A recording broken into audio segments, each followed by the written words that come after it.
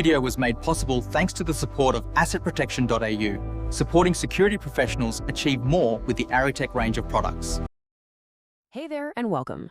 If you're looking to really beef up your access control, you probably know that the link between your card reader and the controller can be a major weak spot. Well, today we're going to fix that.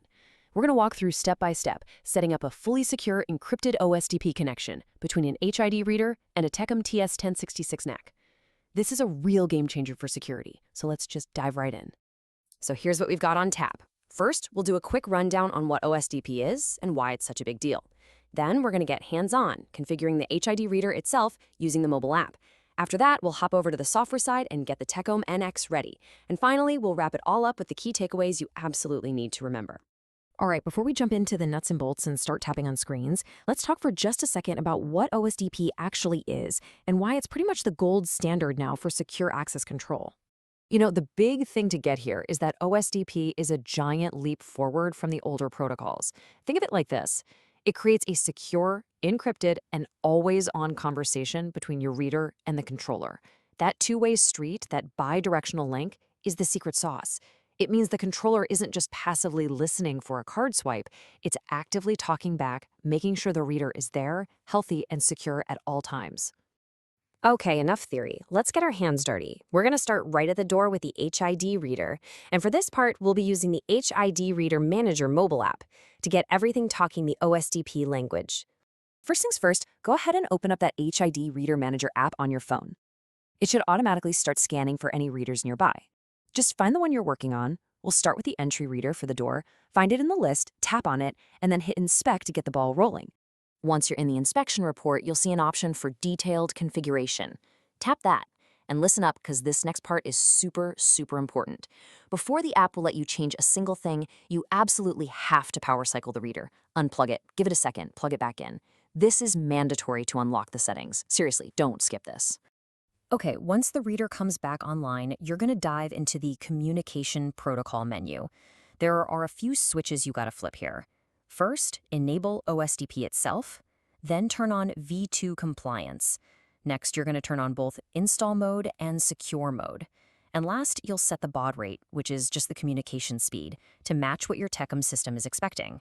This screen right here is the heart of the whole setup. All right, next up is the OSDP address. And let me be super clear about this. This is non-negotiable. This is the reader's unique name tag on the network. For your main entry reader, the address has to be 00, period. It's how the controller knows exactly which device it's talking to. It's a simple number, but it's absolutely critical. Okay, once you've got all that dialed in, tap Add to the template. That kind of stages your changes. Then, you'll hit Apply Selected Items to actually push that new configuration to the reader. And yep, you guessed it, we've got another mandatory power cycle coming up. You have to do this to make sure those new settings actually stick. So you're probably wondering, how do I know this actually worked? Well, the reader gives you a really obvious clue. After that second power cycle, its little LED light will go completely dark. Now, don't freak out, it's not dead. That's your confirmation that it's successfully in install mode, and it's ready and waiting to be paired up with the controller. But what if that light just refuses to turn off? First off, don't panic. The easiest thing to try is just tapping Apply Selected Items one more time in the app. If that doesn't do the trick, just close out the app completely and start the process over from the beginning. 9 times out of 10, it's just a little communication hiccup. Okay, so what about the exit reader on the other side of the door? Well, good news, the whole process is exactly the same, with one tiny but super important difference.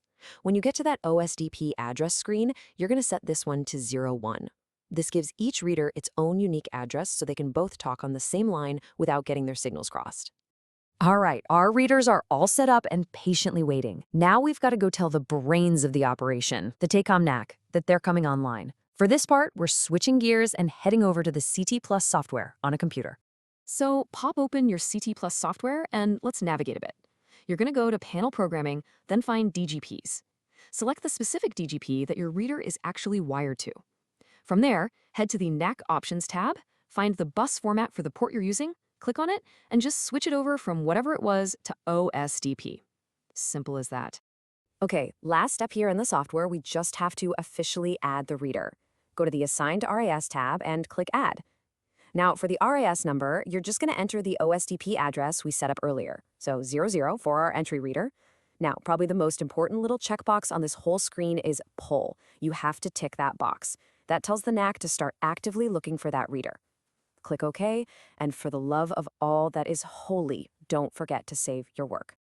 And that's it. Just like that, the hardware and the software are all set up to talk to each other. But before we call it a day, let's do a quick recap of the absolute must-knows from this whole process to make sure your setup is perfect every single time. Okay, let's boil it all down. If you remember nothing else, remember these 4 things. 1. The addresses are law. Entry reader is 00, exit reader is 01. 2. Those power cycles when you're setting up the reader, they are not optional. You have to do them. 3. Your visual clue is the LED turning off. That means it's install mode. And 4. In the software, always, always, always save your changes. Get those 4 right, and you'll avoid 99% of the headaches. And this is the magic moment where it all comes together. Once that Mac starts polling and it finds the reader you just configured, something really cool happens automatically. The reader's install mode switches itself off, but that all-important secure mode stays active. That's the system's final handshake. It's the confirmation that you now have a live, secure, and fully encrypted connection. So there you have it. You've just taken a huge step in locking down your security infrastructure, swapping out a vulnerable old link for a modern, supervised, and encrypted one. It's a really foundational step for securing any kind of space. So that just leaves one question. Now that your readers are secure, what are you going to connect next?